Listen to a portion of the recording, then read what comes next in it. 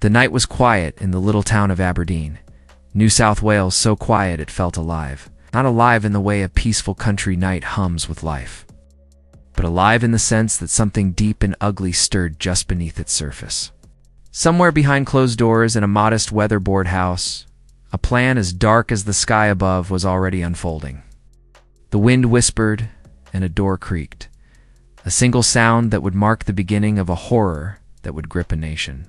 This wasn't just another domestic dispute. This was worse. Much worse. John Price was supposed to come home that night. That's what everyone expected. His colleagues expected it. His neighbors expected it. But when the darkness thickened, and his car remained in the driveway, untouched, a chilling thought crept through their minds. Something had gone terribly wrong. John was a quiet man. A good man in a small town where everyone knew your name and your business. He wasn't rich. He wasn't infamous. But he was kind. The kind of man who would help fix your tractor or lift a fallen gate without asking why. He had children, a family that loved him, and a life that seemed ordinary until it wasn't. Across town, Katherine Knight waited.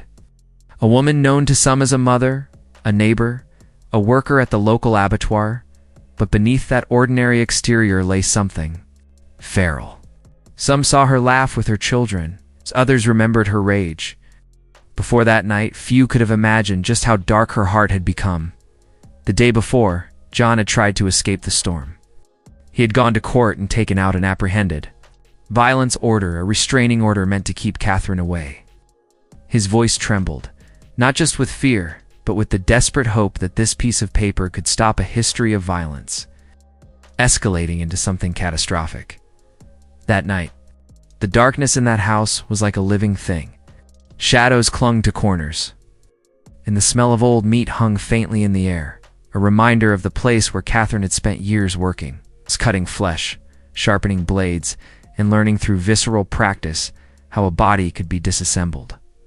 When John finally walked through the door, the horror began. In the quiet lull of sleep, she attacked him with a butcher's knife, over and over again, at least 37 times. Each stab was a blow, not just to flesh, but to the very soul of our understanding of what humans are capable of.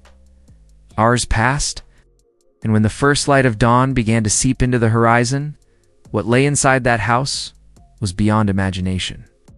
The air was thick and metallic with blood. What had once been a man, a father, a friend, was now still, silent, and lifeless. But the nightmare was only beginning. Like a butcher preparing an animal carcass, Katherine began her work. She skinned him, the entire skin, peeled carefully, and hung up on a meat hook in the lounge room, swaying like a grotesque tapestry against faded wallpaper. Then she decapitated him. The head, once animated with warmth and features familiar to those who loved him, now sat in a pot on the stove, simmering among vegetables that had been sliced and diced, waiting to be served. 2 plates were laid out on the table. Each plate had a name card, John's children's names, as though this macabre meal had been prepared for them. Roast vegetables surrounded what should have been nothing more than a family dinner. But in this house, the ordinary had become monstrous. In the backyard, another plate, untouched, lay in the grass. Some say she intended to eat it herself. Others think it was a dark ritual, a final, chaotic echo of a shattered mind. When concerned coworkers realized John had not shown up for work, something deep in their instinct screamed that this was no ordinary absence. They checked on him. They saw the blood on the door, the silence that pressed against every window, and they called the police. Officers arrived to a scene that would haunt them forever. The pot was still warm. The smell of cooked meat and vegetables mixed with the coppery scent of death so intensely that it felt surreal. It's like waking up inside a nightmare that refuses to end. And there, slumped nearby, was Katherine, unconscious. The aftermath of a failed overdose. A woman who had walked in the world just like any of us, now lying amid blood and horror. A mind fractured beyond comprehension. In court, the judge spoke of her lack of remorse, of the sheer savagery of her crimes.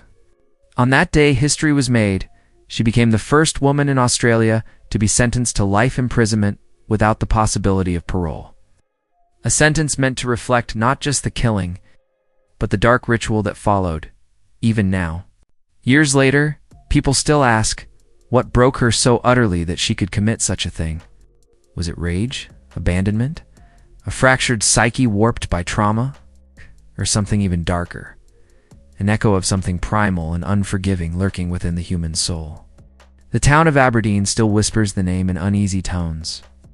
Some drive past, the house now empty, and feel a chill, as if the walls themselves remember that night.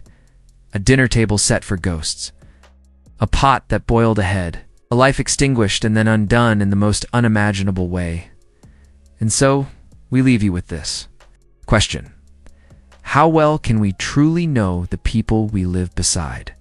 How thin is the veil between the world we see ordinary, familiar, and the darkness that might be just beneath the surface? If you found this story chilling, subscribe for more mysteries, because some cases never close.